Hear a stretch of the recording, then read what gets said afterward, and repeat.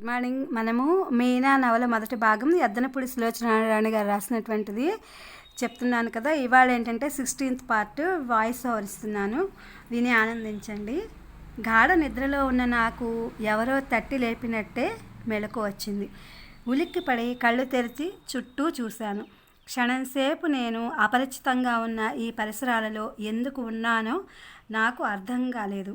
తర్వాత మెల్లగా తెలిసింది నేను ఉన్నది నిమ్మలూరు అని. ఇది అత్తయ్య ఇల్లని. తల్లడిల్లిన గుండె చల్లబడింది. నిదానంగా మళ్ళీ చుట్టూ చూశాను. అందరూ మంచి నిద్రలో ఉన్నారు. ఒక్కోసారి ఇలా నిద్రలో చటుక్కున లేచి కూర్చోవడం నాకు అలవాటే. నా చేతికి వాచి లేకపోవడం వల్ల టైం ఎంత అయిందో తెలియలేదు.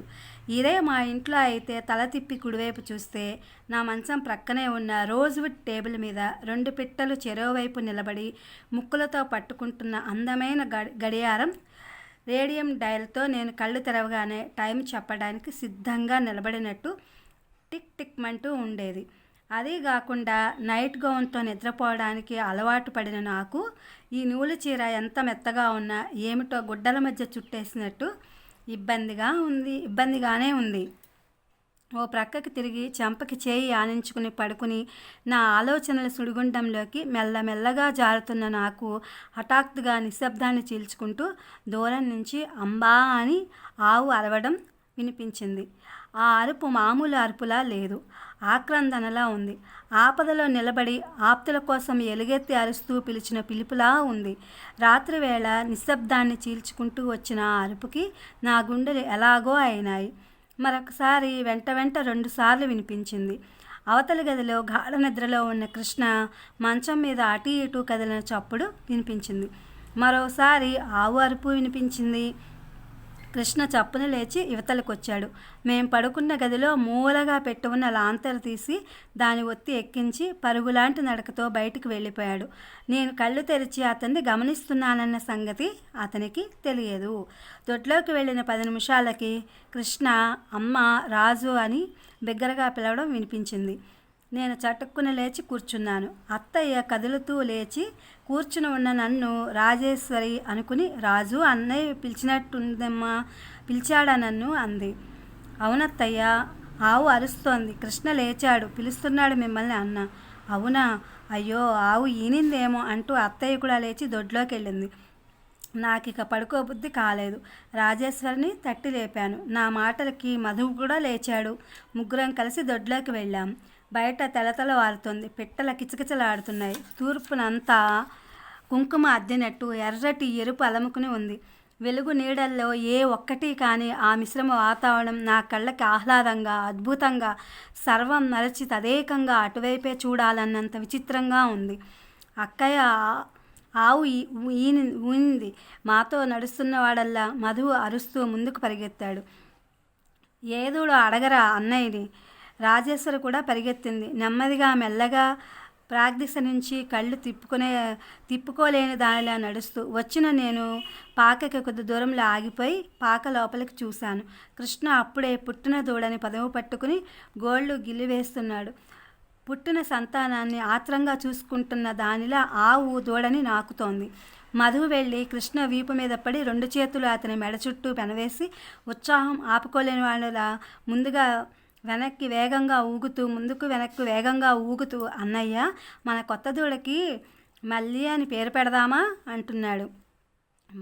మధు ఊపికి ఆగలేని కృష్ణ తను కూడా ముందుకి వెనక్కి ఊగుతూ ఆగరా బాబు, ఇన్నేళ్లకి మన ఇంట్లో కోడెదూడ పుట్టింది అన్నాడు. నిజంగానే అన్నయ్య అంది రాజేశ్వరి పట్టలేని సంతోషంతో. అవునే రాజు అంది అత్తయ్య. అందరి ముఖాలు వరుసగా పరిశీలించిన నాకు కోడెదూడ అనే ఆనందం వాళ్లల్లో చూసేసరికి ఒళ్ళు మండింది. ఈ సృష్టికి స్త్రీ పురుషులు ఇద్దరూ సమానమే. ఆడామగా భేదం దానికేం లేదు. ఈ ఆధిక్యతలు, అల్పత్వం కేవలం మనుషులు కల్పించుకున్నవే.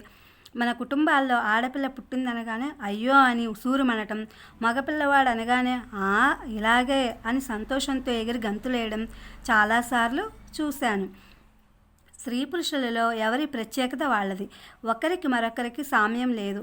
ఒక విధంగా ఆలోచిస్తే స్త్రీకే బాధ్యత, బరువు ఎక్కువేమోనని నాకు అనిపిస్తుంది. ఇంతలో కృష్ణ నవ్వుతూ, అమ్మా ఇదంతా నీ మేనకోడలు కాలిపెట్టిన వేళా విశేషం. ఎన్నడూ రాని వారు వస్తే ఎప్పుడూ జరగనిది జరిగింది అన్నాడు. అత్తయ్య, రాజేశ్వరి, మధు నా వైపు చూసి ఒక్కసారి నవ్వేశారు. అత్తయ్య అవునన్నట్టు తల ఊపింది. రాజేశ్వరి నా వైపు అపేక్షగా చూసింది. నేను గంటు పెట్టుకున్న ముఖంతో అన్నాను, అత్తయ్య, నా రాక వల్ల మీ ఇంటిలో కోడెదూడు పుట్టే భాగ్యం లభించిందని నీ కొడుకు అంటే నేనేం సంబరపడి మురిసిపోను.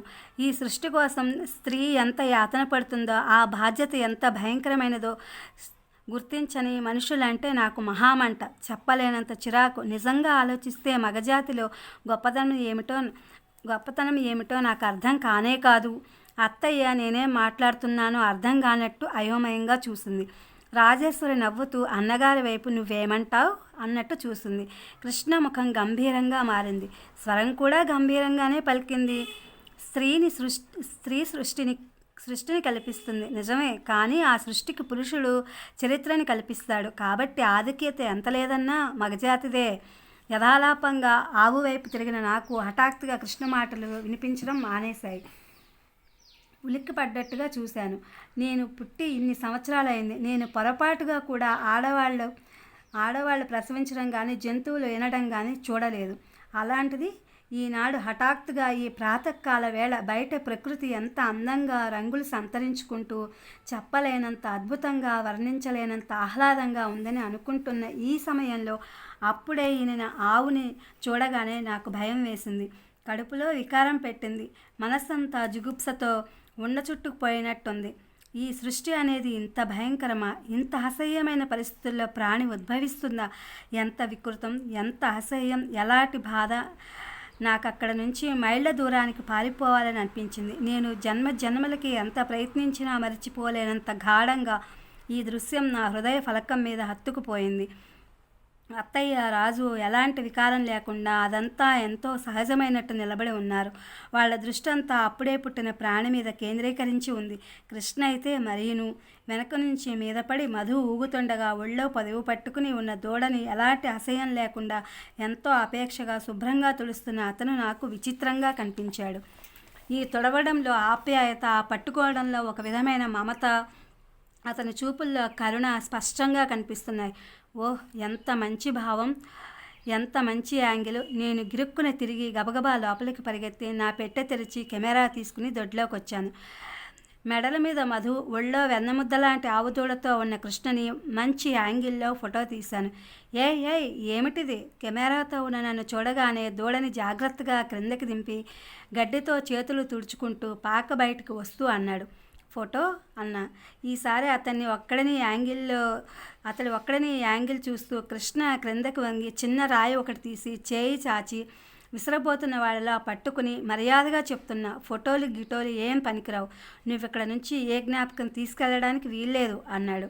నువ్వెవరు నన్ను ఆజ్ఞాపించడానికి? నోరు మూసుకో మన్నంత గట్టిగా అన్నాను. కృష్ణ రాయి విసిరబోయాడు. విసిరాడనే అనుకున్నాను. అతని ముఖం అంత సీరియస్గా ఉంది. నేను దెబ్బ తగులుతుందేమోనని భయంతో కాస్త పక్కకి తగ్గాను. కృష్ణ విసరలేదు. రాయి క్రింద విడిచి పక్కపక్క నవ్వాడు. కెమెరాలో యాంగిల్ చూసుకుంటున్న నాకు ఆ నవ్వు చెక్కిలి గింతలు పెట్టినట్టు అయింది. టక్కున మీట నొక్కి ఎర్రని చిగుళ్ళు కొద్దిగా కనిపిస్తుండగా దంతాలన్నీ కనిపించేట్టు విరగబడి నవ్వుతున్న కృష్ణ ముఖాన్ని శాశ్వతంగా నా కెమెరాలో బంధించుకున్నాను. అతను అంతలా నవ్వడం నేను ఎప్పుడూ చూడలేదు. కృష్ణ అంతలోనే నవ్వడం మానేసి సీరియస్గా వెనక్కి తిరిగి, అమ్మా, మీ అన్నయ్య కూతురు 4 రోజులు ఇక్కడ ఉండదలుచుకుంటే ఇలాంటి పిచ్చి పనులు చేయవద్దని గట్టిగా చెప్పు. ఇంకొకసారి ఎప్పుడైనా ఈ ప్రదేశం కానీ ఇక్కడ మనుషుల్ని కానీ ఫోటో తీయాలని చూస్తే తక్షణం బండెక్కిచ్చేస్తానని చెప్పు. తర్వాత నువ్వు నన్ను తిట్టినా సరే అంటూ వెళ్ళిపోయాడు. అతను వెళ్లే వైపే చూసిన నేను పెదవులు ముడిచి మూతి తిప్పాను. అదేమిటో కానీ వెనక నుంచి అతని విగ్రహాన్ని ఎన్నిసార్లు చూసినా తనివి తీరక ఇంకా చూడాలనిపించడం ఒక విశేషమే. మర్నాడు ఆవు పాలు జున్ను వండుకుని అందరం ఆనందంగా అమృతం తిన్నట్టు తిన్నారు. అత్తయ్య నాకు కూడా పెట్టింది. నేను తినలేదు. దానివైపు చూడగానే నాకు అప్పుడే ఈయన ఆవు గుర్తుకొచ్చింది. కడుపంతా చేయి పెట్టి దేవినట్టు వికారం పెట్టింది. వద్దని తిరస్కరించాను. ఇది ఫ్రెండ్స్ ఇవాళ 16th పార్ట్. మీనా ఎద్దనపూడి సులోచనారాయణ గారి రచనకి మొదటి భాగానికి వాయిస్ ఓవర్ ఇచ్చాను. విని ఆనందించండి. ఇది మీకు నచ్చుతుంది అనుకుంటున్నా. Please my channel like, share, subscribe and comment. Thank you for watching. Thank you for your support.